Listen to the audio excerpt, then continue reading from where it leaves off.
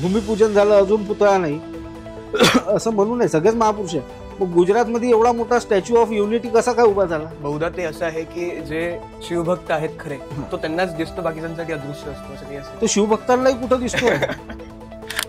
त्या दरवाज्यातून असं म्हणतात त्या काळात कुणीही वाईट विचाराचा व्यक्ती जर का आत यायचा तो रक्ताच्या उलट्या करून मरायचा. सरकार कोणाची असो, पण तुम्ही महाराजांच्या नावावर आपली पोळी शेकताय तर कमीत कमी त्या पोळीचं नैवेद्य तरी त्या महाराजांच्या चरणाशी लावा. राजस्थान सरकार त्याला मेंटेन करून आली आणि त्याच्यावरून जे मिळणारं रेव्हेन्यू आहे ते राजस्थान गव्हर्नमेंटलाच मिळत आहे. पण महाराष्ट्र सरकार ह्या बाबतीत का लक्ष देत नाही? झाले आहेत नागपुरात बऱ्याचशा गोष्टी. बावडी विहिरा मोठ्या मोठ्या ज्या विहीर आहेत, बावडी विहीर ज्याच्यातून एरियाला पाणी सप्लाय व्हायचं, अशा बावडी विहिरी रोड वायडिंग मध्ये बंद करून दिल्यात गव्हर्नमेंटने. की तिथल्या अंगाई ज्या लोऱ्या आहेत त्याच्यात आजही मराठ्यांचा उल्लेख आहे की झोप नाही तर मराठी येते. आणि मराठ्यांच्या भीतीने इंग्रजांनी कलकत्त्याला खंदक खोदून ठेवली, गड्डे. हा, एक प्रकारे खाई खोदली कलकत्त्याच्या चारी भोवती. ऍक्च्युली रायपूर आणि रतनपूर अशा 2 रियासती होत्या त्यावेळेस. रायपूर रियासतीमध्ये 18 किल्ले यायचे आणि रतनपूर रियासतमध्ये 18 किल्ले. तर किल्ल्यांना गड हा शब्द होता, हिंदीमध्ये गड म्हणतात. पहिल्या रघुजी महाराज बद्दल असं बोललं जायचं की ते घोड्यावरच भाकर खायचे. जय शिवराय, नमस्कार. मुळात महाराष्ट्र म्हटलं की महाराष्ट्राची उपराजधानी आणि अत्यंत प्रसिद्ध असं शहर नागपूर लक्षात येतं. नागपूर लक्षात आलं की नागपूरचं हृदय असलेलं महाल सुद्धा जगप्रसिद्ध आहे. महाल म्हटलं किंवा नागपूर म्हटलं की नागपुरातले संत्रे किंवा नागपुराचा इतिहास हा सगळ्यांनाच माहिती आहे आणि सगळ्यांना याबद्दल एक कुतूहल नक्कीच असतं. याच इतिहासाचे अनेक वेगवेगळे पैलू आहेत जे अजूनपर्यंत जगासमोर आलेलेच नाही आहेत. मुळात अनअपोलॉजेटिक व्ह्यूचा हा नेहमीपासून प्रयत्न आहे की जे पैलू आजपर्यंत जगापासून दुरावलेले आहेत त्या सगळ्यांना जगापुढे आणण्याचं काम करावं. आणि यातलाच एक प्रयत्न हा की आज आम्ही आलो आहे नागपूरच्या मोठ्या भोसलेवाड्यामध्ये, जिथे आज आपल्यासोबत आहेत श्रीमंत युवराज जयसिंगराजे भोसले, ज्यांचा मुळात या सगळ्या गोष्टीपासून अत्यंत जुनं आणि जवळचं नातं आहे. आणि म्हणूनच आजची चर्चा ही नागपूरच्याच आणि नागपूरकर भोसलेंनी गाजवलेल्या भारतभरातल्या पराक्रमावरती आहे. शिवरायांनी अहत तंजावर तहत पेशावर असं स्वप्न दाखवलं आणि त्याच स्वप्नाला पुढे अटक ते कटक पर्यंत नेण्यामध्ये सुद्धा नागपूरकर भोसलेंचा एक मोठा सहभाग आणि भाग राहिलेला आहे. यावर अजून चर्चा आणि या सगळ्याबद्दल अत्यंत जवळची माहिती घेण्यासाठी आज चला आपण जाणून घेऊया जयसिंगराजे भोसलेंच्या मुखातून. नमस्कार दादा. नमस्कार. आज आम्हाला वेळ दिला त्याबद्दल आभारी सर्वप्रथम. आणि मुळात नागपूर म्हटलं की नागपुरामध्ये महाल हा अगदी नागपूरचं हृदयासारखं पाहिलं जातं. आणि नागपूरच्या हृदयामध्ये जेव्हा आपण महालात आलं की महाल म्हटलं म्हणजे भोसलेंचा वाडा आणि नागपूरकर भोसलेंचा इतिहास यासाठी प्रसिद्धच आहे. पण मुळात दुःखद बाब अशी आहे की नागपुरात सुद्धा बऱ्याच लोकांना नागपूरकर भोसलेंचा इतिहास किंवा नागपुरातल्या ज्या ऐतिहासिक वास्तू आहे त्याबद्दल बिलकुल जाणीवच नाही आहे.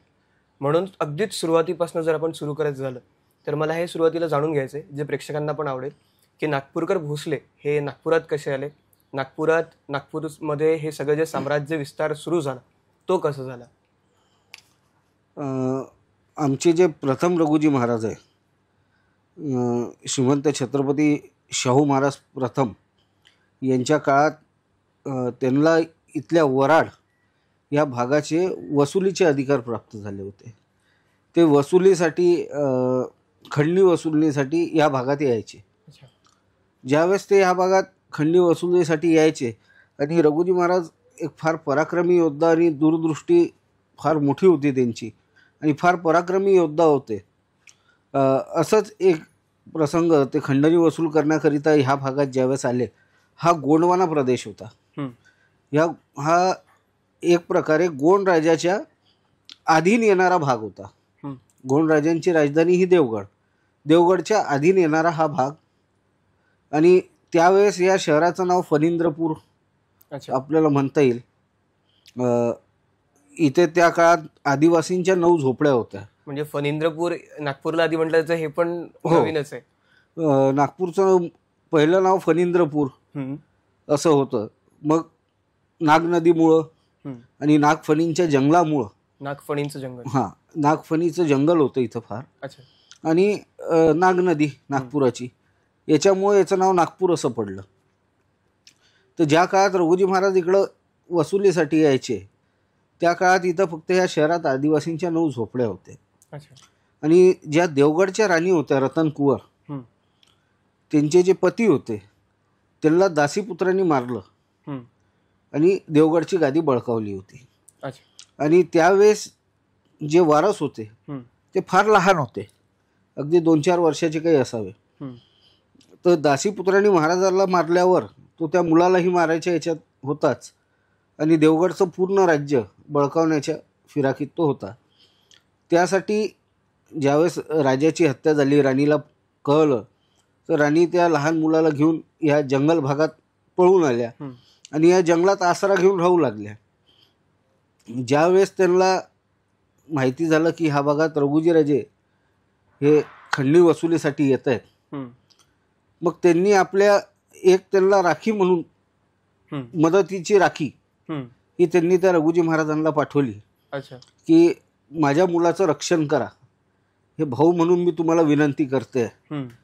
असं त्यांनी त्यावेळेस रघुजी महाराजला एक पत्र आणि एक त्याच्यासोबत राखी हम्म. ही पाठवली आणि त्या विनंतीवर रघुजी महाराज हम्म. त्या राणींच्या मदतीला धावून आले. अच्छा. आणि त्यानंतर देवगडला लढाई झाली. रघुजी महाराजांनी त्या दासीपुत्राला मारलं हम्म. आणि त्यानंतर जो ओरिजिनल वारस होता हम्म. अल्पवयीन, तो एकदम अल्पवयीन असल्यामुळे त्याला मांडीवर घेऊन राज्याभिषेक केला त्याचा आणि त्याला देवगडच्या गादीवर बसवलं. त्यानंतर राणीसाहेबांनी त्यांना विनंती केली की माझा जो मुलगा आहे हा फारच लहान आहे, हम्म. हा स्वतः लढू शकत नाही, म्हणजे तो त्या वयात नव्हता, बरोबर आहे. लढू शकत नाही, काही नाही. तर हे तर एक मोठं संकट आपल्यामुळं आमचं टळलं, आम्हाला राज्य भेटलं. पण सगळ्यांना माहिती आहे की इथला वारस अल्पवयीन आहे, हम्म. उद्या कोणीही उठून आक्रमण करू शकतं. तर त्यावेळेस आम्हाला रक्षणाला कोण येईल? हम्म. एकदा किस्मतीने साथ दिला आम्हाला, वारंवार साहजिक. मेहरबान होऊ नाही शकत. हम्म. मग त्यांनी रघुजी महाराजांना विनंती केली की तुम्ही जर का आमच्या आजूबाजूला राहिलं तर कोणी धाडस नाही करणार आमच्यावर आक्रमण करायची. तर रघुजी महाराजांनी मग त्यावेळेस हा नागपूर भाग निवडला. अच्छा. त्यावेळेसचं जे फणींद्रपूर वगैरे आपण म्हणू, हम्म. हा भाग त्यांनी त्यावेळेस निवडला. हम्म. आणि त्यांनी विचार केला की आपण आपली सुरुवात इथं राजधानी बनवून का नाही करावी. इथे निवड करणं नागपूरचं, त्यामागे काही विशेष कारण वगैरे असं? विशेष कारण म्हणजे आता त्यावेळेसची दूरदृष्टी रघुजी महाराजची असावी काय, येण्या जाण्यासाठी आज आपण म्हणतोय नागपूर सेंट्रल प्लेस आहे, बरोबर आहे. ती दूरदृष्टी कदाचित त्यांना त्याच काळी असावी. हम्म. आज आपण 0 मैल नागपूरवरून सुरू होतो हे आज आपण गृहीत धरतोय, हम्म. ही दूरदृष्टी कदाचित त्यांना असावी. त्यांनी ह्या भागाचा, या परिसराचा खंडणी वसुलीसाठी येत असताना त्यांना ह्या भागाचा बराच अभ्यास झाला होता, या गोंडवाना प्रदेशाचा. मग गोंडवाना प्रदेशात त्यांनी राजधानी कुठं बनवायची, तर त्यांनी त्याच्यासाठी हे स्थळ निवडलं. अच्छा. आणि इथून त्यांनी आपली विस्तार सुरुवात केली. एक नागपूर शहर म्हटलं की बख्त बुलंदशाह गोंड यांचा पण उल्लेख होतो आणि बरेच इतिहासकार अशी पण टीका टिप्पणी करतात की बुलंदशाह गोंडांनीच नागपूरकर भोसलेंना पूर्ण साम्राज्य दिलं. तर यामागचा नेमका संदर्भ किंवा जो वास्तविक इतिहास आहे तो? नाही, तसं नाही म्हणता येणार. कसं आहे, मी आता जसं आपल्याला सांगितलं की राणी रतन कुवरनी मदत मागितली, त्याच्यानंतर रघुजी महाराज मदतीला आले. त्या उपकाराची परतफेड म्हणून त्यांनी रघुजी महाराजांना विनंती केली की नागपूरला राहा. तर ते रघुजी महाराज बोलले की याला मी भाचा मानलाय आणि मी माझ्या मांडीवर बसून याचा राज्याभिषेक केलाय, मी तुमच्या राज्यात कसा काय राहू शकतो. म्हणून राणींनी त्यांना विनंती केली की आमच्या राज्यात नाही पण आजूबाजूचा जो प्रदेश आहे आमचा, त्याच्यातली कोणतीही जागा आपण निवडा. अच्छा. तसं तर आपण जो गादीवर बसला होता दासीपुत्र, त्याला मारलं तर हे राज्य आपलं झालं, पण ते आपण आमच्या झोळीत टाकलं. बरोबर आहे. भाचा म्हणून, बहीण म्हणून. तर आपण तो एखादा हिस्सा निवडा, असं त्यावेळेस त्यांनी विनंती केली आणि रघुजी महाराजांनी नागपूर निवडला. आणि तो त्या राणींनी रघुजी महाराजला खुशी दिलेले भेट दिला. कारण की एका राजाने दुसऱ्या राजाला जी मदत केली त्याची एक परतफेड म्हणूया, गिफ्ट आपल्याला म्हणता येईल, भेट वस्तू, भेट स्वरूपात. बरोबर. त्यांनी हा भाग रघुजी महाराजांना भेट स्वरूपात दिला.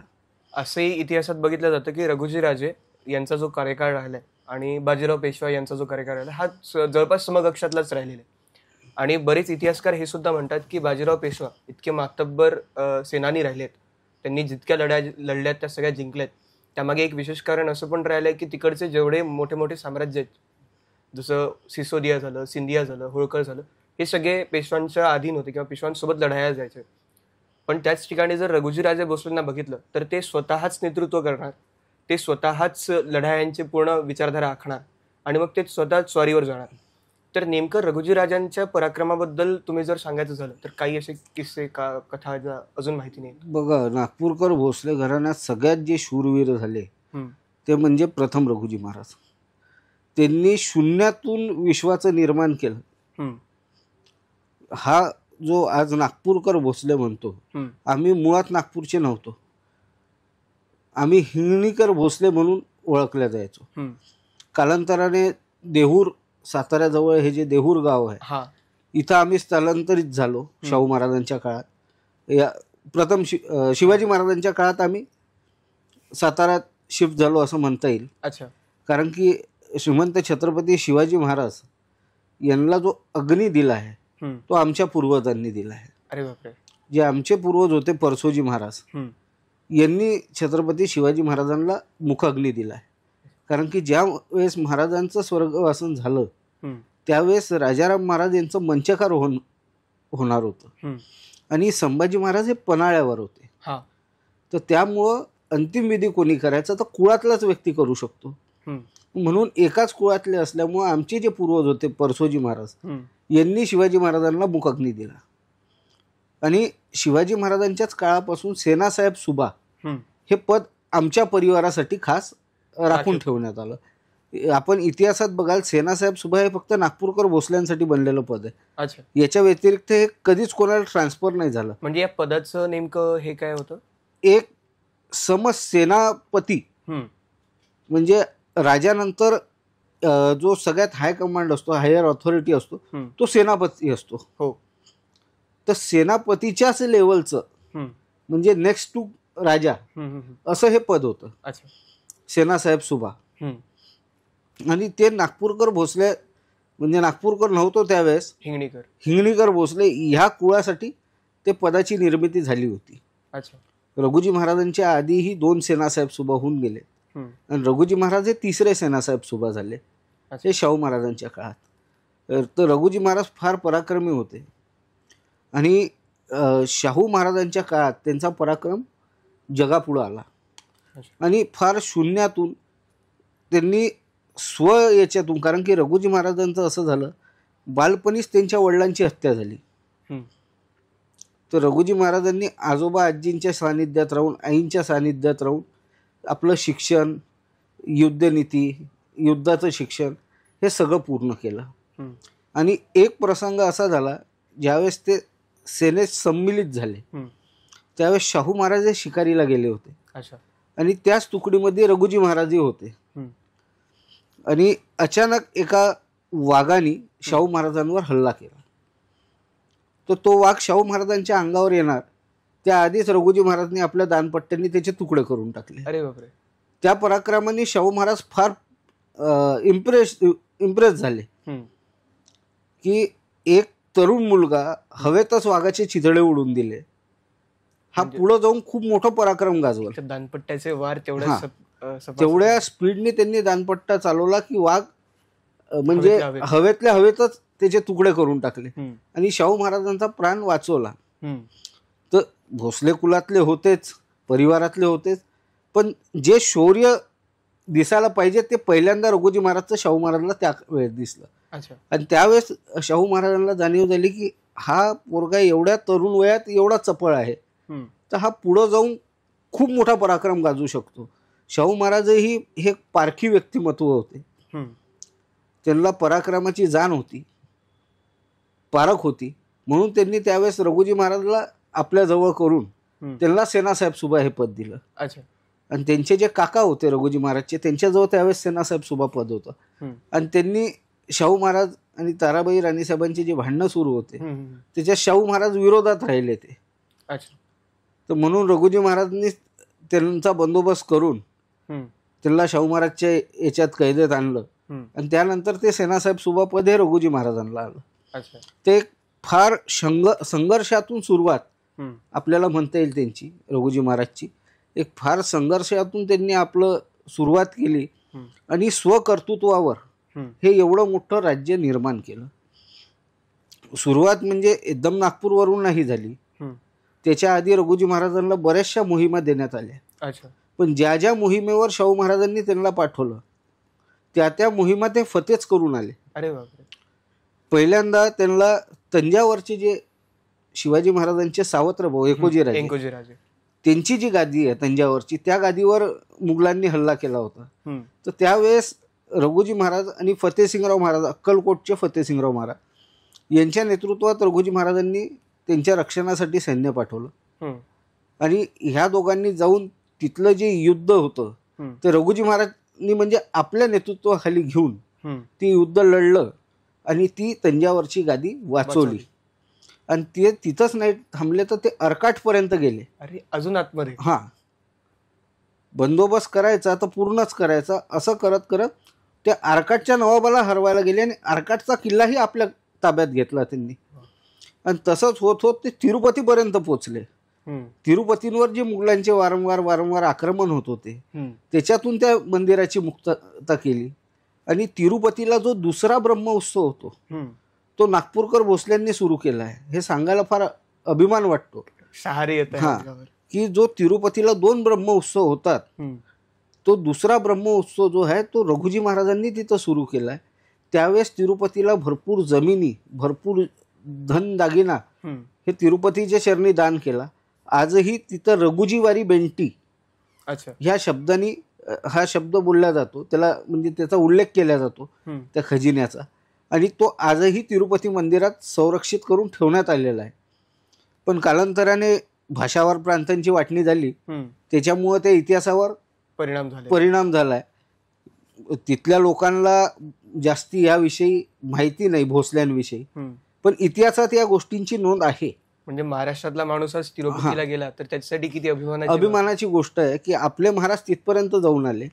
आणि त्याच्यानंतर मग इथला प्रवास सुरू झाला नागपूरचा, आणि इथून त्यांनी मग राज्य विस्ताराला सुरुवात केली. मुळात तुम्ही जसं तिरुपतीच्या मंदिराची सांगितली कथा, त्याचप्रमाणे रघुजी राजांचा पराक्रम हा ओडिशापर्यंत आणि विशेष करून जगन्नाथपुरीच्या मंदिराशी खूप जास्त संदर्भित आहे.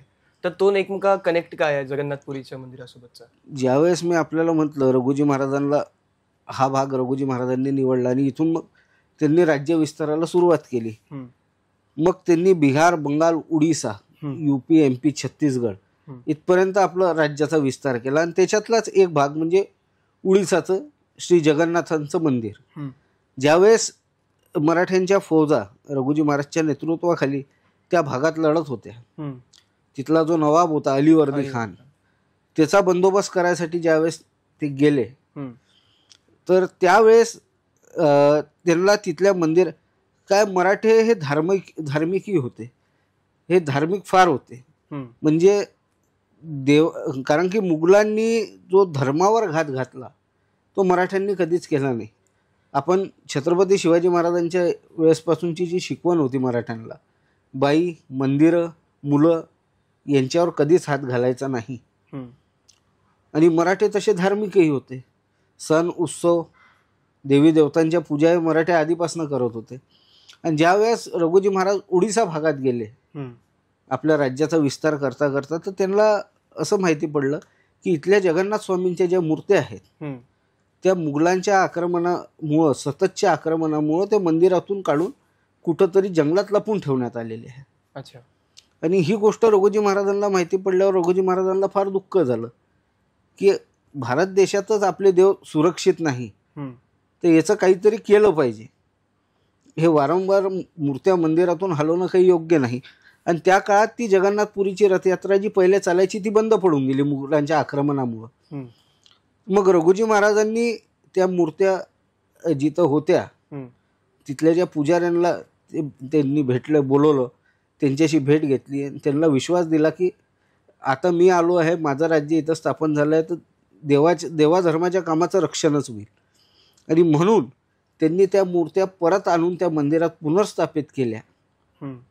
त्या मंदिराचा पूर्ण जीर्णोद्धार केला आणि त्या मंदिरात त्या काळात 40 लाख रुपये हम्म.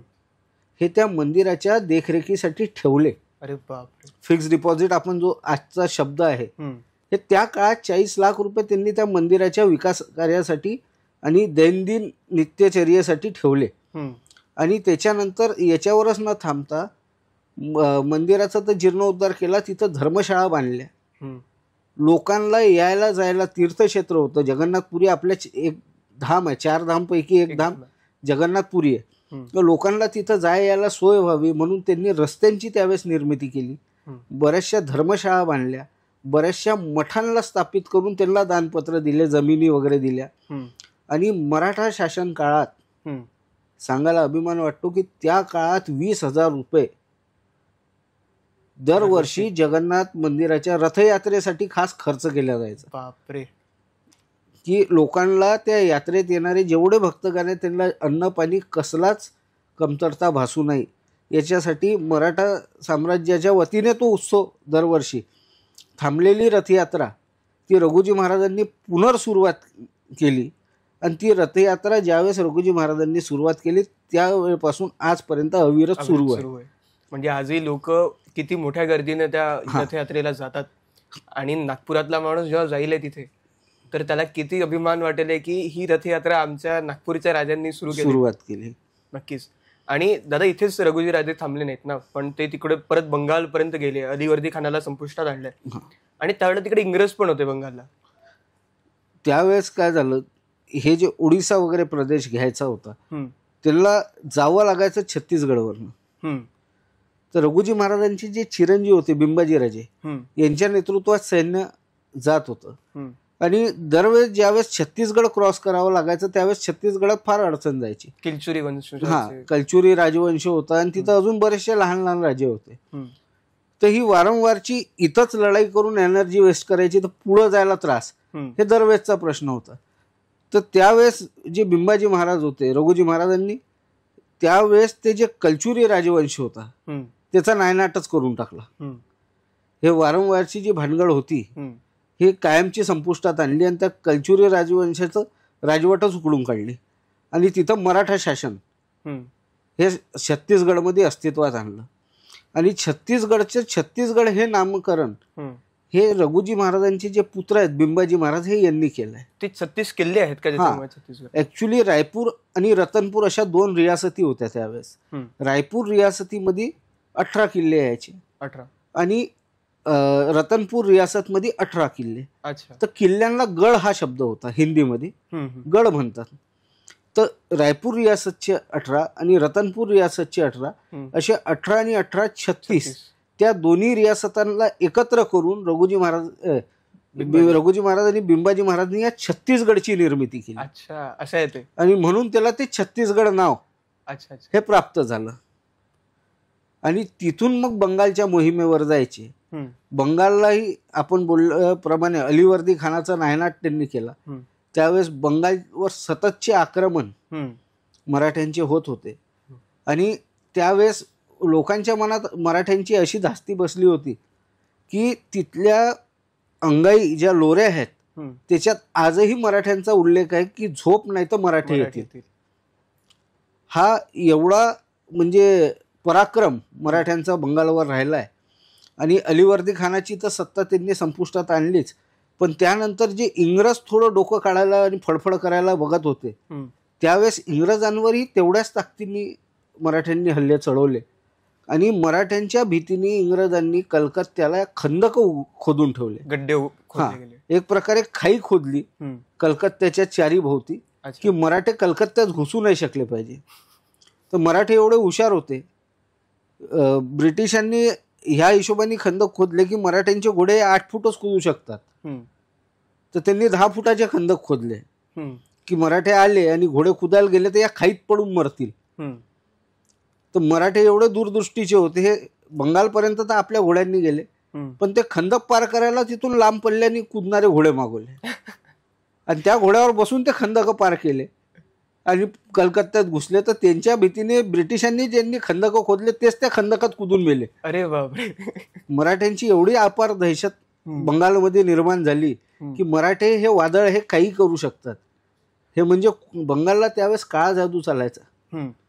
तर काळ्या जादूची काटही मराठ्यांना माहिती आहे असा संभ्रम तिथल्या लोकांना माहिती होऊन गेला. बापरे. आणि मराठ्यांचं कोणीच काही बिघडू शकत नाही हम्म.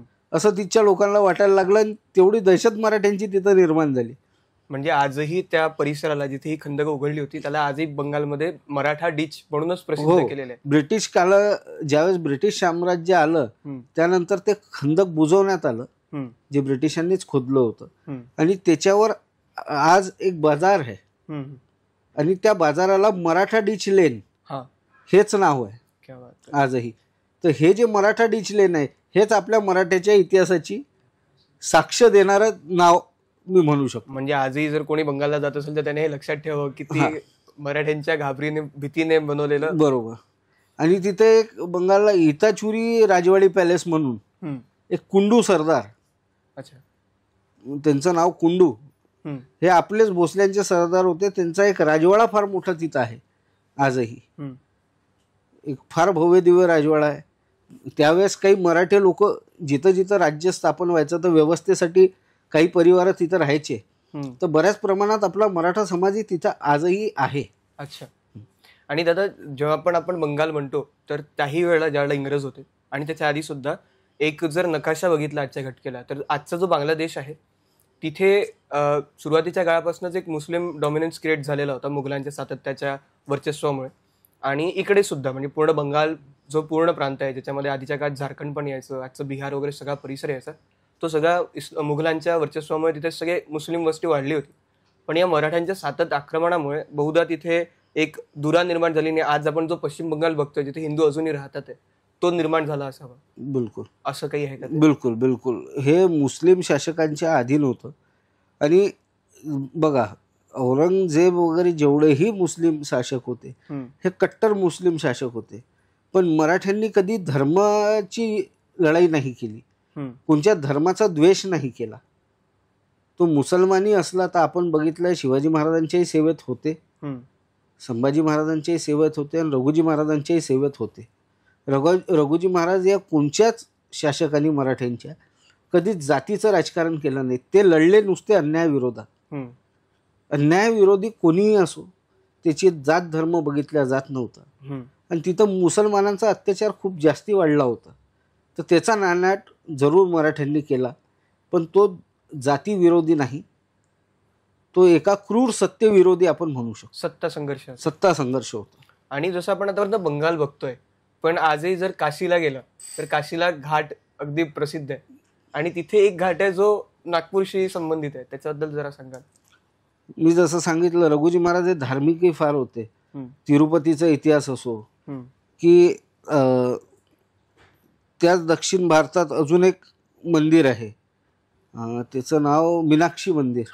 मीनाक्षी मंदिराचाही जीर्णोद्धार रघुजी महाराजांनी त्या काळी केला आणि मीनाक्षी मंदिराचंही रक्षण वगैरे करून बऱ्याचशा गोष्टी तिथं त्यांनी व्यवस्थित केल्या. जगन्नाथपुरी आणि जगन्नाथपुरीचा जीर्णोद्धार झाल्यावर एक प्रसंग सुटला. जगन्नाथपुरीचा जीर्णोद्धार झाल्यावर जे सततच्या मराठ्यांच्या मोहिमा त्या भागात चालू होत्या, ते पुरीला गेले होते. जगन्नाथपुरीला. तर पुरी आणि सूर्य मंदिर हे फारसं काही लांब नाही, ते जवळपासच आहे. तर त्या भागात ज्यावेळेस हे लोक जायचे तिथल्या स्थानिक लोकांनी ह्याच मुघलांच्या आक्रमणापायी ते सूर्य मंदिराचं जे ध्वस्त करत होते मुघल शासक, तर यांच्या आक्रमणापायी तिथल्या स्थानिक लोकांनी ते सूर्य मंदिर रेतीच्या खाली लपून टाकलं. आणि ज्यावेळेस मराठी तिथं आक्रमण वारंवार मोहिमेवर जात होते तर एकेकाळी त्यांचा मुक्काम त्या सूर्य मंदिराच्या आजूबाजूला पडला असावा. आणि त्यांनी घोडे बांधायला तिथले जे सूर्य मंदिराचे पिल्लर्स वगैरे होते त्याला घोडे बांधले त्यांनी. आता रेगिस्तानमध्ये घोडे बांधायला जागा कुठं भेटल तर ते अशी जागा शोधत होते, कुठं झाड भेटते कुठं काय भेटते तिथं घोडे बांधायचे. तर ते जे पिल्लर्स वगैरे त्यांना खंबे वगैरे दिसले असतील त्याला त्यांनी घोडे बांधले.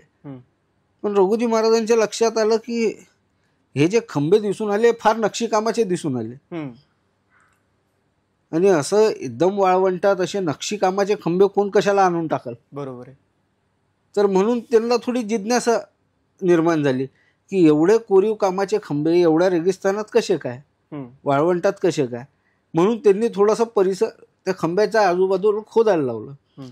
तर जसं जसं खोदत गेले तो एवढा मोठा भव्य खंबा वर आला आणि त्याच्या आजूबाजूलाही स्ट्रक्चर दिसायला लागलं.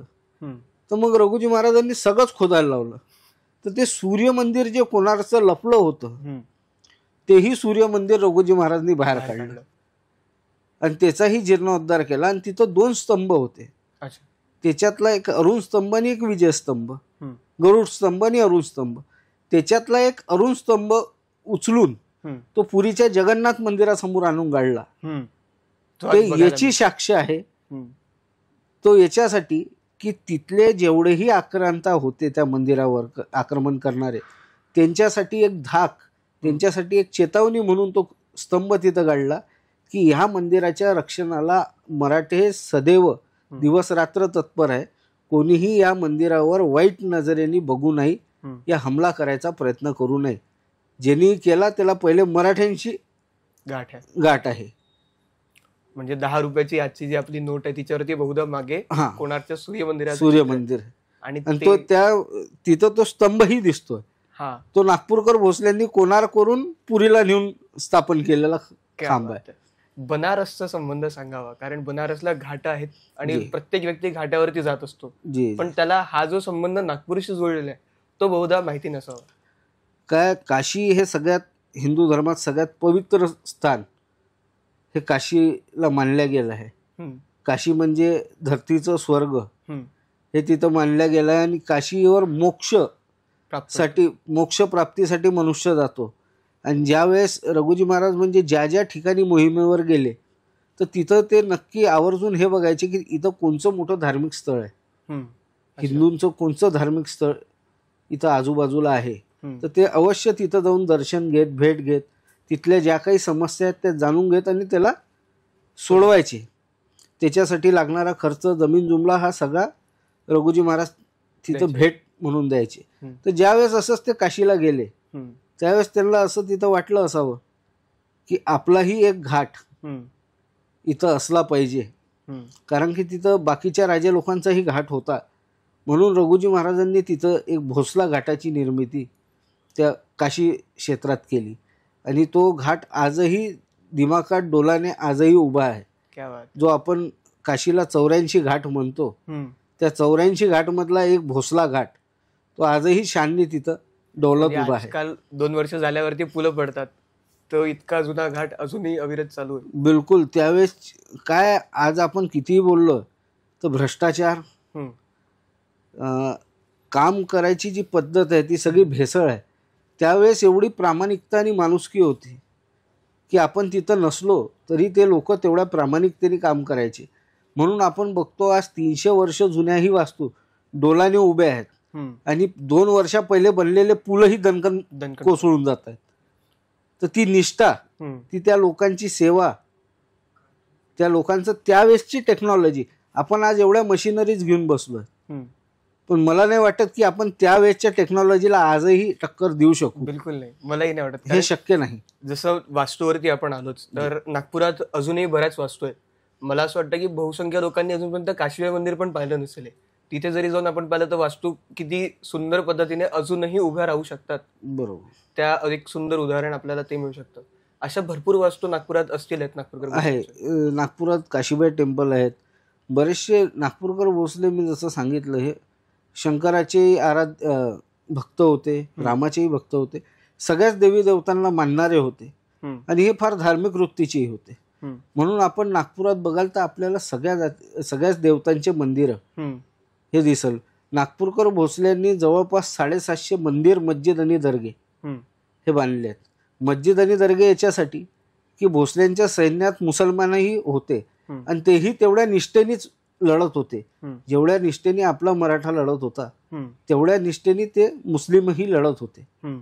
त्यांनी कधीच हा विचार मनात नाही आणला की मैं एक हिंदू राजा के लिए क्यों लढू. हम्म.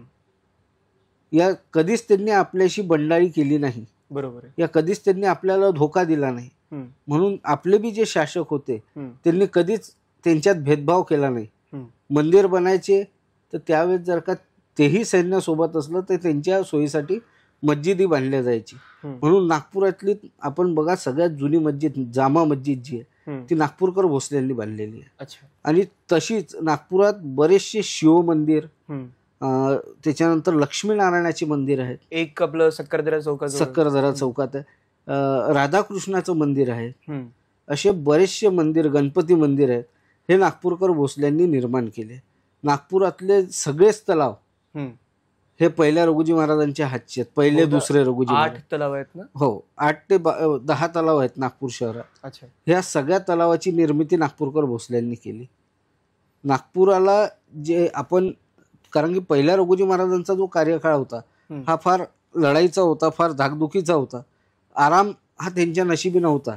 पहिल्या रघुजी महाराज बद्दल असं बोललं जायचं की ते घोड्यावरच भाकर खायचे. अरे, म्हणजे त्यांचा जीवनकाळ पूर्ण संघर्षात, लढाईत आणि सत्ता वाढवण्यात, विस्तारात, राज्याचा विस्तार, हिंदवी स्वराज्याचा विस्तार करण्यातच त्यांचा जीवनकाळ गेला.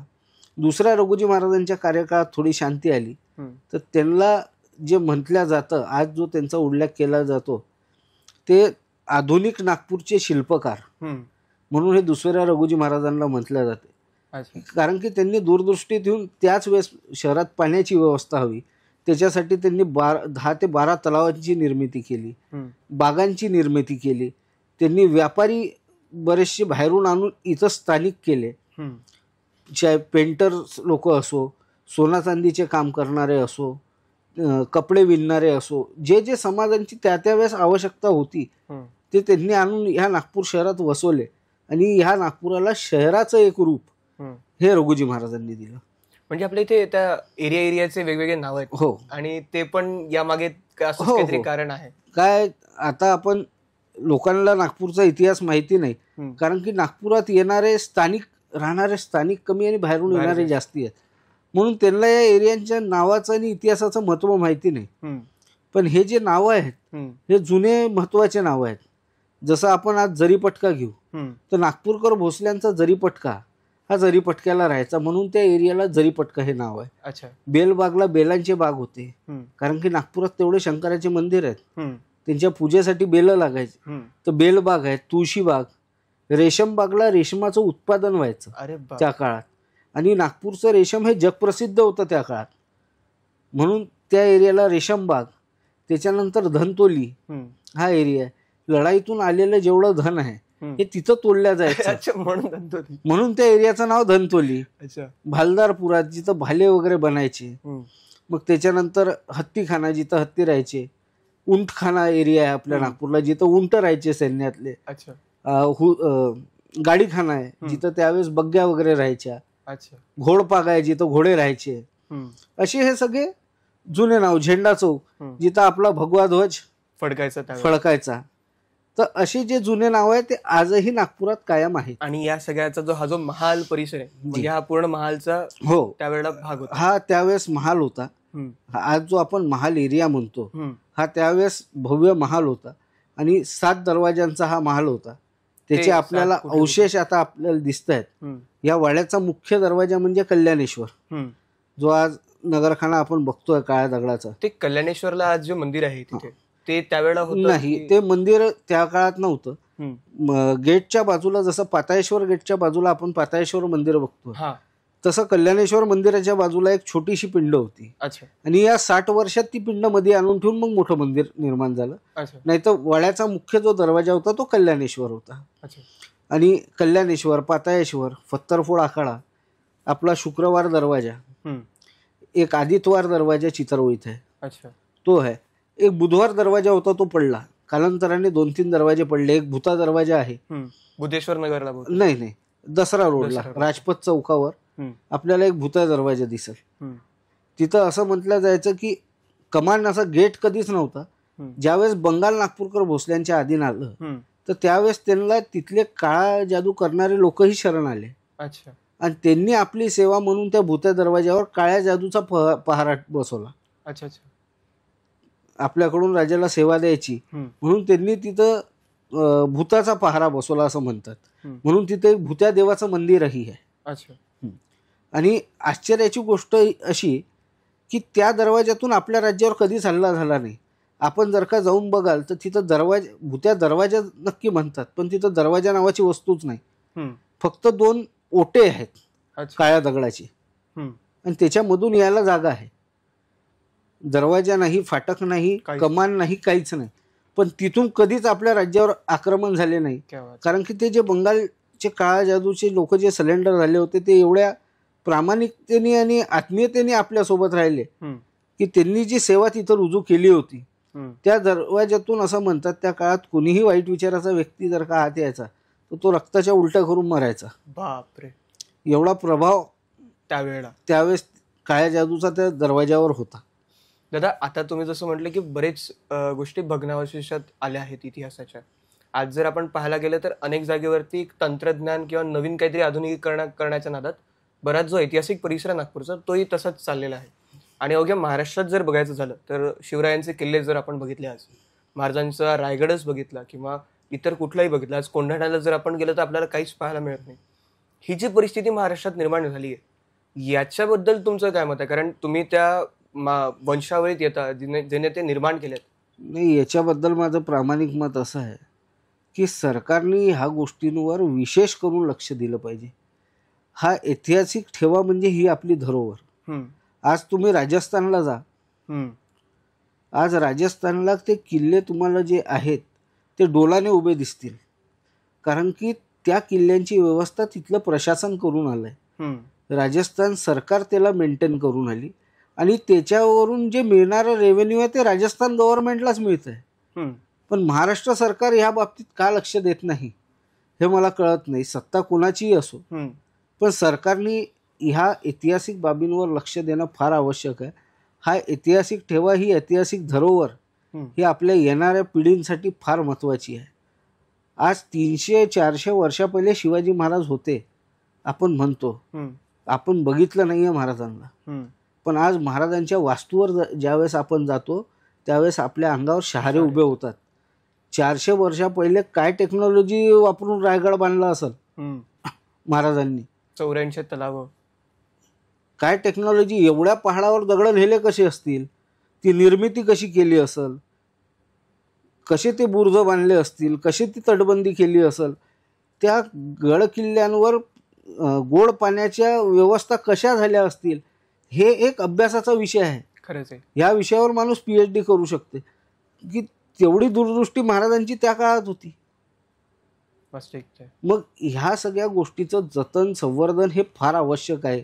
हा येणाऱ्या पिढींसाठी एक ऐतिहासिक ठेवा म्हणू, आपण जी धरोहर म्हणू, ही आहे. आणि याला गव्हर्नमेंटनी निश्चित रूपाने संवर्धन हे केलंच पाहिजे. मध्यंतरी हॉटेल वगैरे चालवण्याचा एक प्रयोजन होतं, तुमच्या कानावर आलं असेल. हो, चाललं. बघा, आता जर का रेव्हेन्यू जनरेट करायचं तर काही ना काही करावं तर लागल. तर म्हणून जसं राजस्थानचे किल्ले झाले आहेत, द्यावे, चांगल्या हॉटेलसाठी द्यावे, जेणेकरून त्या किल्ल्यांचं मेंटेनन्स तरी होईल. कारण की बघा, जिथं कमर्शियल पर्पज येत नाही तिथं लोक इंटरेस्टही घेत नाहीत. आज राजस्थानचे राजवाडे जेवढे आहेत मॅक्झिमम हॉटेल्स झाले आहेत, मॅक्झिमम. कारण की भव्य दिव्य राजवाडे आहेत, त्यांचं मेंटेनन्स काढायचं तर मॅक्झिमम हॉटेल ताज ग्रुपच्या अंडरमध्ये आहेत. काही मोठे मोठे जे एवढे हॉटेल्सचे ग्रुप्स आहेत त्यांच्या अंडरमध्ये, त्याच्याने त्यांचं रेव्हेन्यू जनरेट होतं, ते त्याला मेंटेन करू शकतात. तर ह्या सगळ्या गोष्टी आहेत, तर त्याच्यासाठी द्यावं ना. तिथं गैरप्रकार होऊ नये, अनुचित प्रकार होऊ नये याची दक्षता घ्यावी आणि त्याच्या मॅनेजमेंटसाठी ते द्यावं. आता याच्यावरनच मला हे विचारायचं आहे की आजच्या घटकेला जर आपण विशाळगडाकडे लक्ष केंद्रित केलं, कारण विशाळगडावरती सातत्याने मोहिमा आखल्या जातात आहेत. मध्यंतरी सरकारने, महाराष्ट्र सरकारने एक अल्टिमेटम दिला होता की बा आम्ही अमुक अमुक काळापर्यंत म्हणजे मार्च-मे पर्यंत काहीतरी त्याचं न्याय लाटलो. तिथे ज्या पद्धतीचं अनधिकृत बांधकाम, कत्तलखाने किंवा बाकी सगळं झालेलं आहे निर्माण, ते बघतात. त्याच्यावरती नेमकं काय मत आहे, काय प्रामाणिक प्रतिक्रिया? नाही बघा, जे गड किल्ल्यांवर होणारं अतिक्रमण आहे त्याला निश्चित रूपाने सरकारने लक्ष दिलंच पाहिजे आणि ते केलं पाहिजे. कारण की प्रत्येक जागा ही अतिक्रमणाची नसते. त्या अतिक्रमण करून करून त्या जागेचं महत्त्वच नाहीसं करून टाकतात लोक. तर म्हणून जी सरकारने कारवाई केली ती बरोबर आहे, ती कारवाई झालीच पाहिजे. कारण की कसं आहे, त्या जागेला एक ऐतिहासिक महत्त्व आहे आणि हेच जर का अतिक्रमण होत गेलं तिथल्या ज्या मेन वास्तू आहेत यांना जर का शिती आणि धोका पोचायला लागला तर ते इतिहास तर तिथं राहणारच नाही. पण अजूनही सरकार फक्त अल्टिमेटम देत आहे. वास्तविकतेत जमिनीवरती उतरून त्याला त्या अनधिकृत बांधकामाला हे महाराष्ट्राला दुर्दैवच राहिलंय मी तर हे म्हणेन. कारण की ऐतिहासिक गोष्टीचं महत्वच इथले लोक समजू नाही शकले कधी. आजही आपण बघतो रोड वाइंडिंग मध्ये ऐतिहासिक गोष्ट जर का येत असली तर आपल्या गव्हर्नमेंट पाशी एकच सोल्युशन आहे, त्याला तोडून टाका. अरे त्याचा प्रोटेक्ट कसं करता येईल, त्याचं संवर्धन कसं करता येईल हा विषयच आपल्या डोक्यात येत नाही. याच्या बाबतीत महाराष्ट्राचं फार मोठं दुर्दैव आहे असं मला वाटतं. असं काही कुठला प्रसंग आहे का? झाले आहेत नागपुरात बऱ्याचशा गोष्टी. बावडी विहिरा मोठ्या मोठ्या ज्या विहीर आहेत, बावडी विहीर ज्याच्यातून एरियाला पाणी सप्लाय व्हायचं, अशा बावडी विहिरी रोड वाइडिंग मध्ये बंद करून दिल्यात गव्हर्नमेंटने. का? त्याच्यावर स्लॅब टाकून पण तर प्रोव्हिजन होऊ शकत होतं ना. होऊ शकलं. एवढी आधुनिक टेक्निक आहे तुमच्याजवळ, त्याच्यावर स्लॅब टाकलं असतं आज त्या विहिरीतून मोठा एरिया कव्हर व्हायचा पाणी सप्लायमध्ये. आज जी थोडी बहुत नागपुरात पाण्याची समस्या उत्पन्न होते ती याच गोष्टींमुळे होते की जे पाण्याचे मेन सोर्स होते ते गव्हर्नमेंट बंद करत आहे. मग पाणी टंचाई कशी नाही होणार? बरोबर आहे. लोकवस्ती नागपुरात वाढत चालली आहे तर त्यांना मुबलक पाणी बी भेटलं पाहिजे. बरोबर आहे. आणि बावडीच्या बाबतीत आपणही ऐकलं असेल, बावडी विहिरी या कधीच आटत नव्हत्या. त्याचं कितीही पाणी उपसा केलं तर ते तेवढ्याच स्पीडनी पाणी त्याच्यात निर्माण व्हायचं. आज तुम्ही ते सोर्सच बंद केले तर पाणी टंचाई तुम्हाला भासणार आहे. 100%. ऐतिहासिक बऱ्याचशा वस्तू, बर्डीच्या अतिक्रमणात गेट पाडून टाकले. आता तर ते फक्त एक छोटीशी रोड वाइंडिंग मध्ये एक आपली समाधी आहे, एक जुनं स्ट्रक्चर होतं अजनीकडं, ती एक समाधी यांनी रोड वाइंडिंग मध्ये तोडून टाकली. हालाकी त्याचा काही संबंधच नाही. ते रस्त्याच्या एक साईडला डावीकडं आहे आणि तिथून एक गल्ली चालली आहे.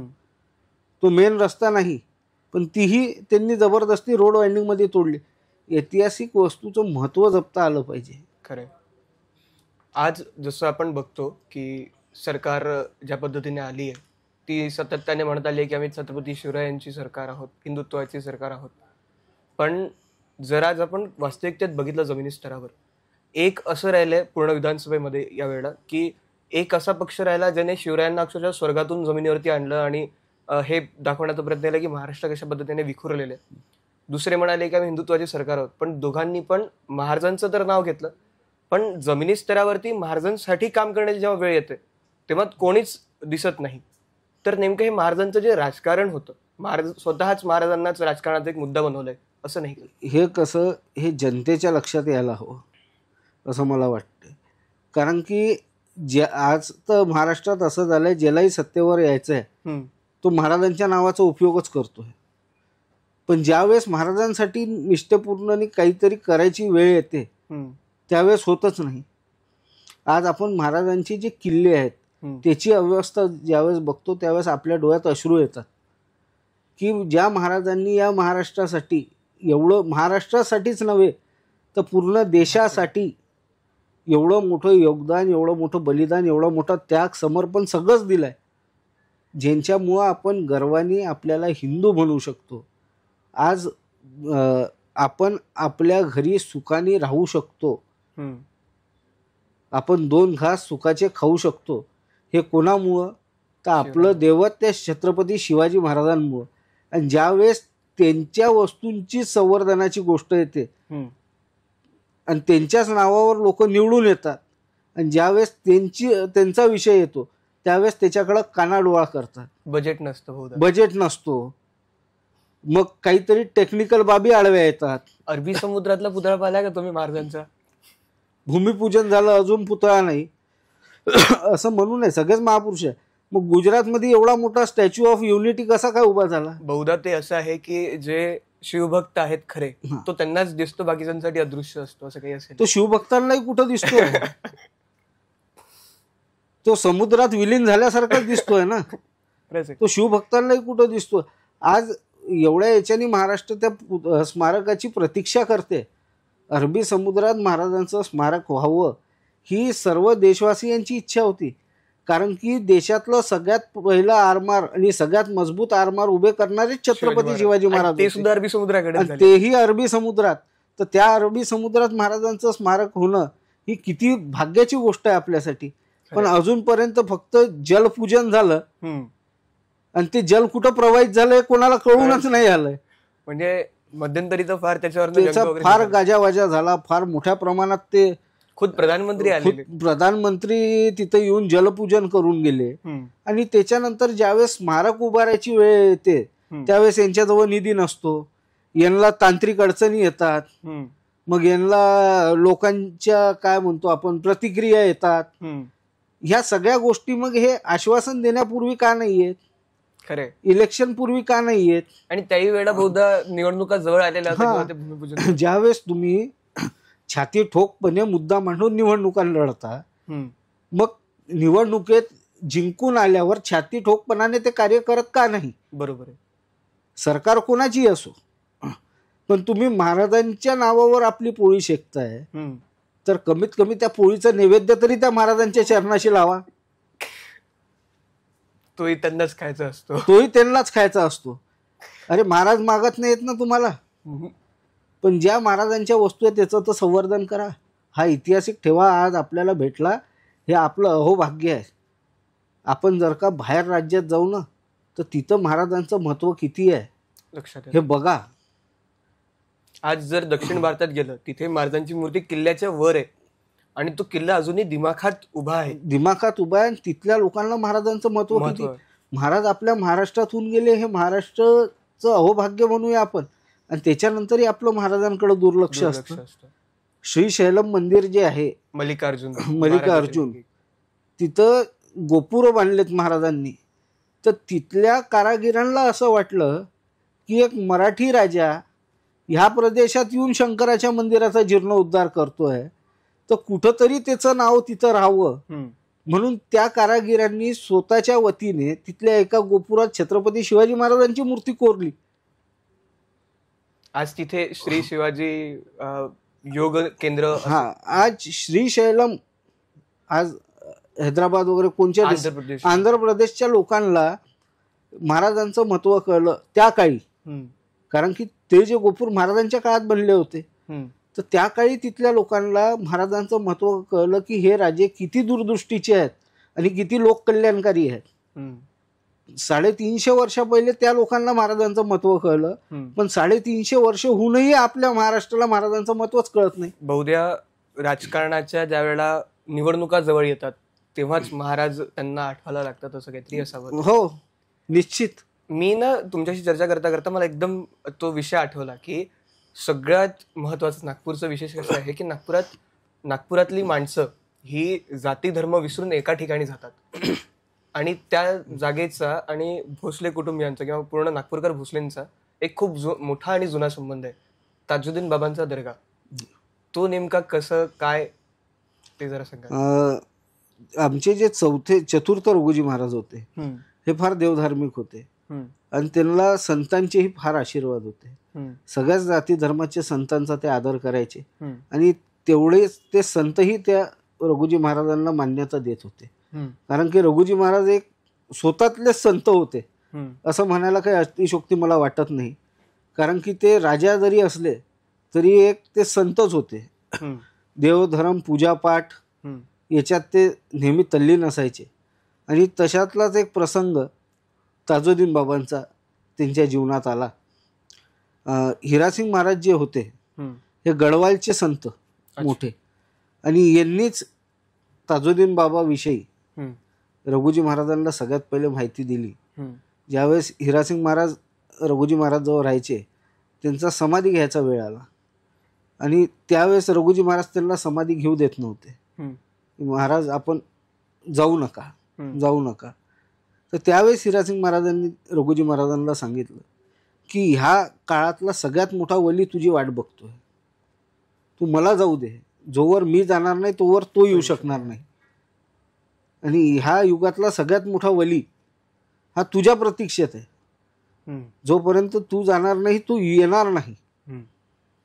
म्हणून पहिल्यांदा ताजुद्दीन बाबांचा पत्ता हिरासिंग महाराजांनी रघुजी महाराजांना सांगितला आणि मग रघुजी महाराजांनी माहिती काढली तर मग माहिती भेटली की नागपूरच्या पागलखान्यात असे असे व्यक्तिमत्व आहेत. अच्छा. आणि मग तिथून त्या सगळ्या गोष्टींना सुरुवात झाली.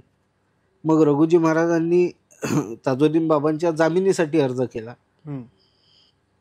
तर ब्रिटिशांनी तो फेटाळून लावला. म्हणजे ब्रिटिशांना ताजुद्दीन बाबांचं महत्त्व कळलं असावं नसावं नाही माहिती.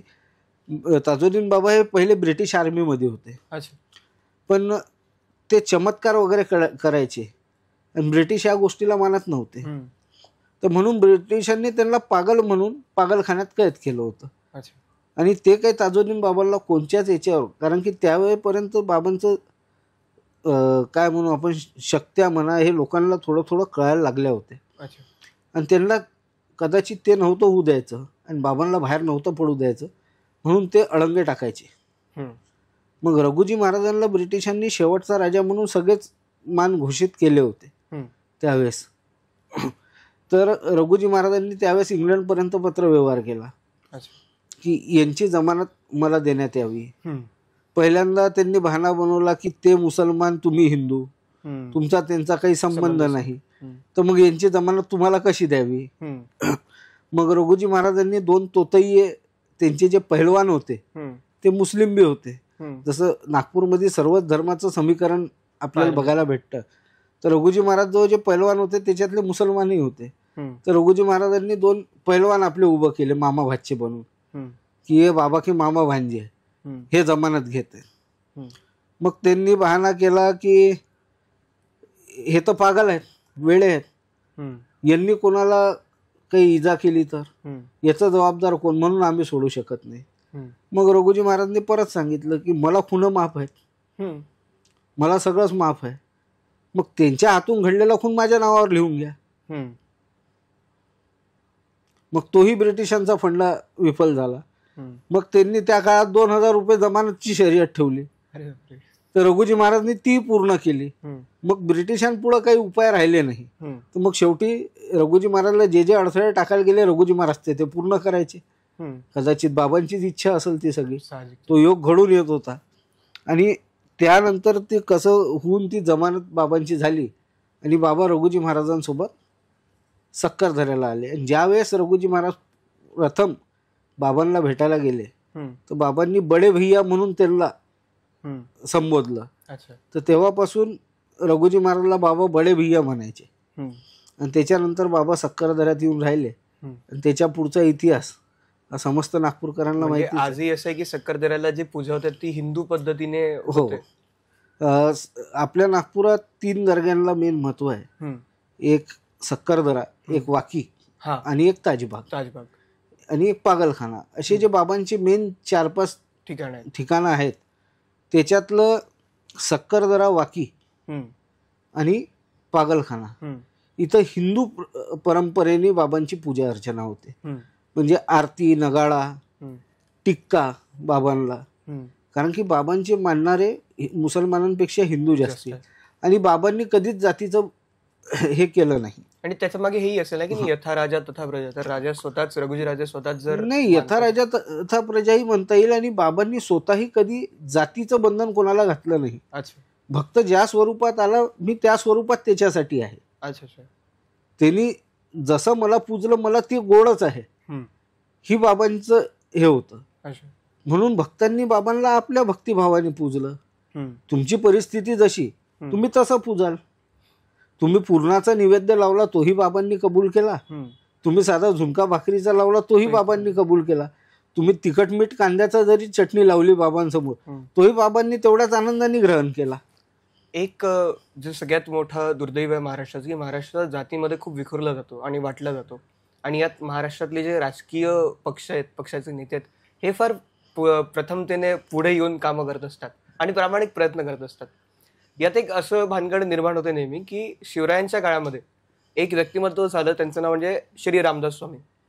रामदास स्वामी हे शिवरायांचे गुरु का, ते शिवरायांशी भेटले का, ते कधीच भेटले नाही, ते भोंदू होते, असे सुद्धा मतं काही विचारधारेचे लोक करत असतात.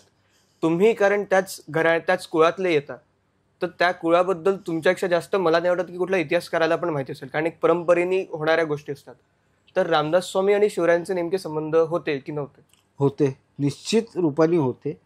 आणि ज्यांना कोणाला या गोष्टीवर आक्षेप असेल त्यांनी तंजावरला जावं. सरस्वती महाल पॅलेस लायब्ररीमध्ये जे भारताचं सगळ्यात मोठं ग्रंथालय आहे, आशिया खंडातलं 3ऱ्या क्रमांकाचं ग्रंथालय आहे, तिथं ह्या गोष्टीचे पुरावे आजही अवेलेबल आहेत लिखित स्वरूपात. कारण की भारतात मला असं वाटतंय की भारतातलं जर का सगळ्यात जास्त लिटरेचर कुठं असावं तर ते सरस्वती महाल पॅलेसमध्ये. तर तिथं जाऊन त्यांनी या गोष्टीची शहानिशा करावी की महाराजांचा आणि रामदास स्वामींचा संबंध होता की नव्हता. त्या गोष्टीचे पुरावे आजही तिथं अवेलेबल आहेत. इतिहास हा खोटा होत नाही. आज जर का तुमची विचारसरणी बदलली आणि तुम्हाला एखाद्या समाजाचा द्वेष करायचा आहे तर याचा अर्थ इतिहास पुसला जात नसतो. बरोबर आहे. जो संबंध होता तो होता आणि तो पुढेही राहणारच आहे. त्याला तुम्ही मिटवू शकत नाही. कारण की इतिहासाची पुनरावृत्ती करत राहतो आणि तोच आपली साक्ष देत राहतो. तर त्याची साक्ष तुम्हाला तंजावरला भेटून जाईल. नक्कीच.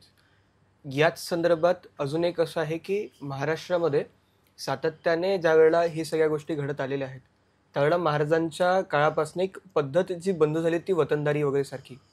आणि आज आपण बघतो की लोक जमिनी हस्तगत करतात आणि तिथे काही ना काही नवीन करण्याचा प्रयत्न करत असतात. तर सातत्याने ज्या वेळेला ह्या सगळ्या गोष्टींचा परिणाम जेव्हा नागपूरच्या ऐतिहासिक भूमीवरती होतोय तर त्यावरती एक भोसले घराण्यातला व्यक्ती म्हणून जे नागपूरला रिप्रेझेंट करतं आणि दुसरं की याच्या मागे कुठे ना कुठे राजकीय पण हस्तक्षेप असतो. तर भोसले घराण्यात नागपूरकर भोसलेंनी कशा पद्धतीने नागपूरच्याच नाही तर महाराष्ट्राच्या राजकारणावरती प्रभाव निर्माण केलाय किंवा तो राहिलेला आहे त्याबद्दल सर? बघा, आमच्या पूर्वजांपासून प्रभाव म्हणजे राजकारणात हे राज्य करायसाठीच पैदा झाले. कारण की हे राजेच होते. तर राजकारणात हे बाळकडूच मध्येच भेटलंय भोसल्यांना. याच्यासाठी काही वेगळी शिक्षा घ्यायची आवश्यकता नाही असं मला वाटतं. कारण की हे राज्यकर्तेच होते. पण लोकशाहीच्या काळात राज्यकर्ते बदलले. पण आजही आपण लोकशाही नंतरही बघत आलात तरी नागपूरकर भोसले पदावर असो नसो हे जनसेवेपासून कधीच चुकले नाही. आणि जनसंपर्क आजही तेवढाच त्यांचा कायम राहिला आहे. थेट माझ्यापर्यंत आजही कोणतेही सुखादुःखाचे प्रसंग असो आम्ही आमच्या लोकात मिसळूनच राहतो. आणि त्यांनाही आम्ही तेवढेच जवळचे वाटतो. म्हणून तेही आम्हाला तेवढ्याच आपुलकीने आपल्यात समाविष्ट करून घेतात. आणि ते आजही आम्हाला आपला राजा म्हणून तेवढाच मान देतात. एक मुद्दा मी विसरायच्या आधी पहिलेच घेतो कारण हा शेवटचा मुद्दा राहिलाय जो आजच्या घटकेला प्रत्येक महाराष्ट्रासाठी अभिमानास्पद बाब आहे ती म्हणजे गणेशोत्सव. आणि आता लवकरच येतोय परत गणपती बाप्पा आणि वर्षभर आतुरतेने वाट असते ती म्हणजे गणपती बाप्पाची. पण या सार्वजनिक गणेशोत्सवाची सुरुवात नेमकी इथून झाली आहे हे महाराष्ट्राला पण माहिती नसेल. हे इथून कसं झालं हे जरा तुम्ही सांगा. कारण यामागे आपल्या इथे जो गणेशोत्सव होतो मस्करा गणपतीचा तो कारणीभूत आहे एवढंच मला पण माहिती आहे. निश्चितच. जसं मी आपला सगळ्यात पहिले विषय झाला बंगालचा मोहिमेचा. बंगालच्या या ज्या सततच्या मोहीम सुरू होत्या त्याच्यात रघुजी महाराज नंतरही बंगालच्या मोहिमा सुरू होत्या. आणि रघुजी महाराजांचे जे पुतणे होते खंडोजी महाराज हे फार पराक्रमी होते. आणि खंडोजी महाराज जे आहेत हे फार लढवय्ये होते. वयाच्या 16व्या वर्षी 14व्या वर्षीच म्हणू आपण ते रणक्षेत्रात उतरले आणि 32व्या वर्षी वयाच्या 25व्या वर्षी त्यांचं निधन झालं. पण तेवढ्या काळात जेवढं म्हणजे 14 ते 25 ह्या एवढ्या काळात ते कधीच स्वस्थ बसले नाही. एक फार धाडधिप्पाड व्यक्तिमत्व, 7-7.5 फुटाची हाईट, असं चांगलं काय म्हणू आपण धडधाकट शरीर, उंच पुरं, मजबूत वज्र सारखं शरीर, असं एक दणकट व्यक्तिमत्व हे खंडोजी महाराज होते. आणि हे गणेशाचे फार मोठे भक्त होते. हे कोणत्याही मोहिमेला जायच्या पहिले गणेशाचं दर्शन करायचे आणि गणेशाला वंदन करूनच निघायचे. तर ज्यावेळेस ते बंगालच्या मोहिमेवर जायला निघाले त्यावेळेस घरचे आपले जे कुळाचारी गणपती असतात ते बसले होते. आणि त्यांना निरोप आला की बंगालला असं असं काही त्या काही झाली असेल गडबड, तर महाराज आपल्याला ताबडतोब प्रस्थान करावं लागेल. तर त्यावेळेस त्यांनी घरच्या गणेशाला नवस केला की मी ज्या बंगालच्या मोहिमेवर चाललो आहे ती जर का माझी मोहीम फते झाली तर मी तुमचा आनंद उत्सव फार मोठ्या प्रमाणात साजरा करेल, असा ते नवस बोलून बंगालच्या मोहिमेवर निघाले. आता त्यावेळेस काही गाड्या घोड्या प्लेन वगैरे तर नव्हते. त्यावेळेस एक मात्र साधन घोडे, हत्ती, उंट ह्याच गोष्टी होत्या बंगालला जायला. तर त्या काळी बंगालला जायला 3 महिने, यायला 3 महिने, 6 महिने हे, आणि उरलेला काळ मोहिमेचा. कारण की गेलं, लढाई केलं आणि वापस आलं असं तर नाही राहत. जाणं, तिथं प्लॅनिंग करणं, मोहीम आखणं, त्याच्यानंतर त्या मोहिमेची तयारी करणं आणि ती मोहीम फत्ते करणं. बरोबर. ह्या याच्यात जवळपास 5.5-6 महिने गेले असावे. ज्यावेळेस महाराज इथून नवस बोलून बंगालला गेले आणि बंगालवरून विजयश्री होऊन परत आले, तर आमचा जो भोसल्यांचा गणपती आहे कुळाचाराचा, तो 7च दिवसाचा असतो. जो चतुर्थीला बसतो आणि दशमीला विसर्जित होतो. तर महाराज कदाचित नागपूरला एकादशी या द्वादशीला पोचले असावे. कारण की दशमी तिथीला घरचा गणेशाचं विसर्जन झालं आणि महाराज 1-2 दिवस लेट पोचले असावे. आता महाराज लेट पोचल्यामुळे घरचे गणपती तर विसर्जन झाले होते आणि त्यांना नवस बोलून गेले होते. तर त्यांच्या मनात ही खंत निर्माण झाली की मी नवस बोललो, गणेशाने माझा नवस पूर्ण केला, भले कार्यकाळ जास्ती लागला, मला 1 वर्षाचा कार्यकाळ गेला, पण मला मोठं यश संपादन झालंय आणि मला माझा नवस तो पूर्ण करायचा आहे. तर आता त्याच्यासाठी काय करावं? गणपती तो उठून गेले आणि मी 1 वर्ष अजून नवसपूर्तीसाठी थांबू नाही शकत, कारण की तो काळ हा मोहिमेचा, लढायांचा होता. आणि जर का 1 वर्षात मला काही बरं वाईट झालं तर माझा नवस तसंच राहून जाईल. बरोबर. तो पूर्ण करता नाही येणार. म्हणून त्यावेळेसची जी विद्वान मंडळी होते त्यांची एक सभा बोलवली, त्यांची एक बैठक बोलवली आणि त्यांच्याकडून विचारपूस करून हे एक निष्कर्ष निघाला की पितृपक्ष याच्यात कोणते शुभ कार्य होत नाही, पण गणपती हा विघ्नहर्ता आहे. बरोबर. आणि याची स्थापना होऊ शकते, असं त्यावेळेसच्या विद्वान मंडळींनी एक निष्कर्ष काढून महाराजांपुढे ठेवला की पितृपक्षाची चतुर्थीलाही तसंच महत्व असतं जसं ही भाद्रपदाच्या चतुर्थीला असतं. आणि त्यावेळेस त्या गणेशाची आपण स्थापना करून महाराज आपली नवसपूर्ती आपण करू शकतो. बरोबर. असं त्यावेळेसच्या विद्वानांनी त्यांना एक काय म्हणू आपण सजेशन दिलं, उपाय दिला आणि त्यानुसार त्यांनी पितृपक्षाच्या चतुर्थीला पुन्हा गणेशाची स्थापना करून तो आनंद उत्सव मोठ्या प्रमाणात लोकांसाठी साजरा करणं सुरू केलं. कालांतराने काय झालं, घरगुती गणपती आपण बघतो, घरच्या गणपतीला आपण नुसती पूजापातीच करतो, उत्सव कार्यक्रम करत नाही. पण हा विजयश्रीचा गणपती होता. हा म्हणजे महाराजांनी नवसच बोलला होता की मी आनंद उत्सव साजरा करील, आपला विजयश्री साजरा करील. तर त्यावेळेस त्या गणपतीसमोर मग कार्यक्रम, नाच गाणे, पितृपक्ष, आपल्या इथं त्याला पितृपक्ष म्हणतं, पितृपक्षात तो गणपती बसला. तर आनंद उत्सव त्यावेळेस कसं होतं, लावणी, नाच गाणे हे ते लोककला, याच्याने तो आनंद उत्सव साजरा व्हायचा. तर त्याच्याने तो आनंद उत्सव साजरा त्या काळी केला गेला. कालांतराने ती प्रथा जी सुरू झाली ती तशीच सुरू होती. आणि ब्रिटिश काळात काय झालं, ब्रिटिश काळातही तो आनंद उत्सव त्या स्वरूपात सुरू होता. आणि ज्यावेळेस लोकमान्य बाळ गंगाधर टिळक हे त्या काळात पितृपक्षाच्या काळात नागपूरला आले असावे आणि त्यांनी बघितलं की संध्याकाळ झाली आणि नागपूर रिकामी रिकामी वाटतंय, इथली जनता गेली कुठं. तर त्यांनी विचारलं असं लोकांना की बाबा संध्याकाळ झाली आणि शहर सुनसान का वाटतंय. तर कोणीतरी त्यांना माहिती दिली की सगळे राजवाड्यावर असतील आता, म्हणून शहर रिकामं. तर राजवाड्यावर काय आहे ह्यावेळेस, राजवाड्यावर ह्यावेळेस काय, रात्रीच्या वेळेला जी सर्व जनता राजवाड्यावर गेली. तर त्यांनी माहिती दिलं असेल की इथं गणपती उत्सव सुरू आहे आणि त्याचे कार्यक्रम चालू आहेत, त्याच्यासाठी जनता राजवाड्यावर आहे. आणि त्यावेळेस ब्रिटिशांचा जमावबंदी कायदा होता, पण तो जमावबंदी कायदा राजवाड्याला लागू होत नव्हता. म्हणून लोक हिमतीने राजवाड्यात येऊन त्या आनंद उत्सवात, सणात सम्मिलित होत होते.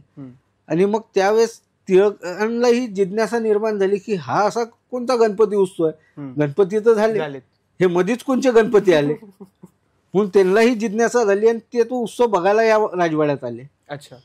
आणि त्यांनी तो उत्सव बघितला आणि त्यांनी त्यावेळेस ओळखलं की धार्मिक गोष्टीला ब्रिटिश बंधनं नाही टाकत, म्हणून आपल्याला थोडी मुभा, थोडा सॉफ्ट कॉर्नर धार्मिक गोष्टीच्या माध्यमातून मिळू शकतो.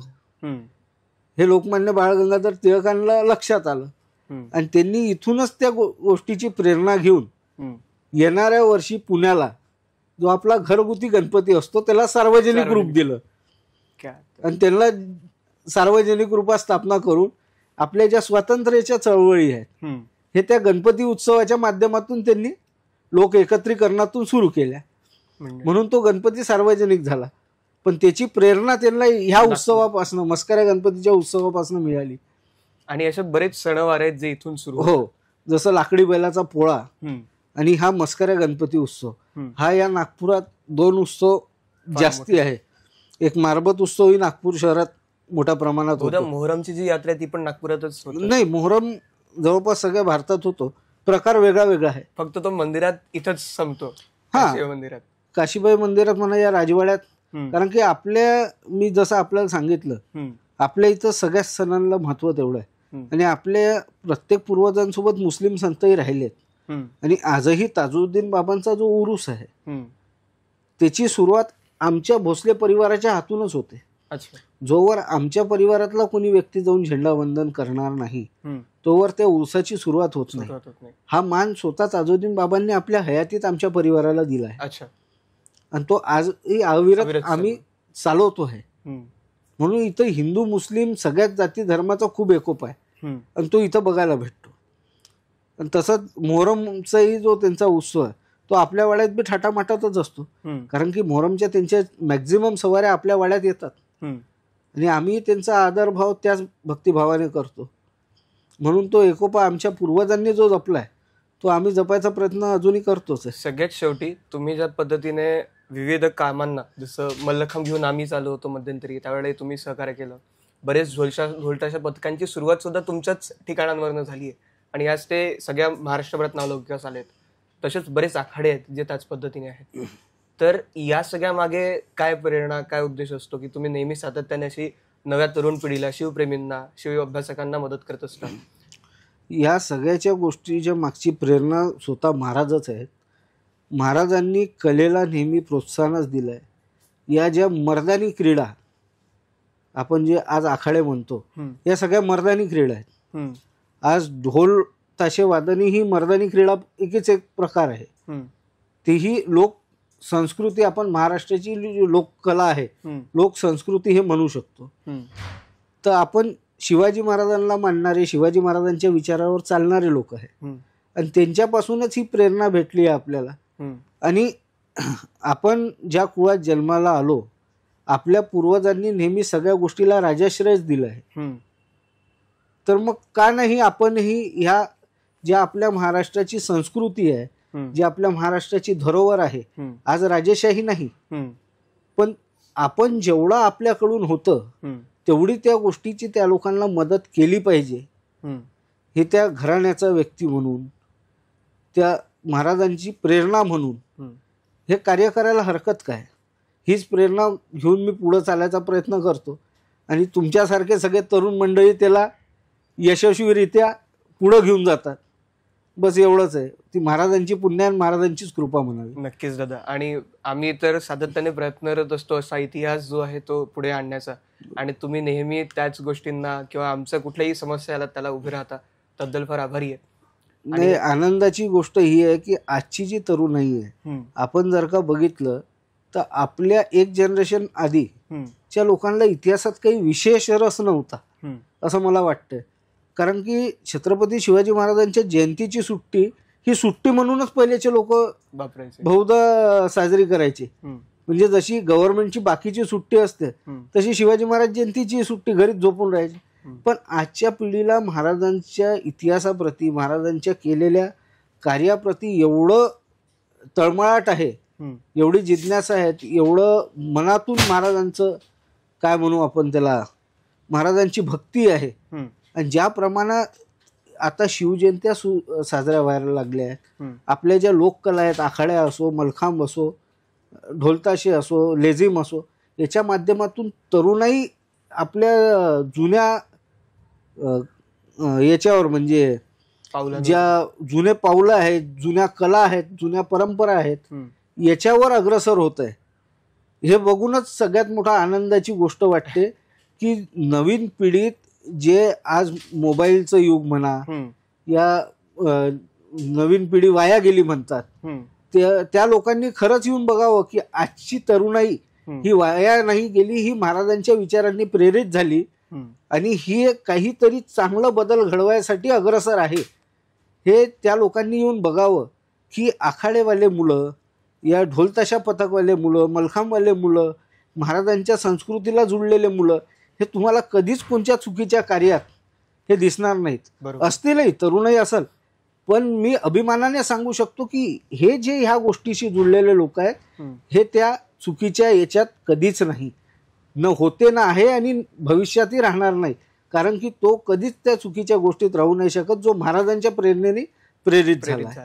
धन्यवाद दादा, आपण अत्यंत मौल्यवान वेळ आम्हाला दिला आणि जी इतिहासाची माहिती तुमच्याकडनं मिळाली आहे, बहुधा हे ऐकल्यानंतर जेव्हा जे लोक हे प्रेक्षक ऐकतील तेव्हा जाणाऱ्या ठिकाणी जर ते बनारसला गेले, बंगालला गेले किंवा तिरुपती बालाजीच्या दर्शनाला गेले तर त्या अभिमानाने जातील की आमच्या राजांनी इथे काहीतरी पराक्रम गाजवलेला आहे. आणि फार फार आभार, आपण हा वेळ दिला त्याबद्दल. मनस्वी आभारी. आपणही आज फार चांगला विषयावर हात घातल्यामुळं मलाही बोलायची संधी मिळाली, त्याच्यासाठी मी आपलेही विशेष आभार व्यक्त करतो. धन्यवाद. धन्यवाद दादा.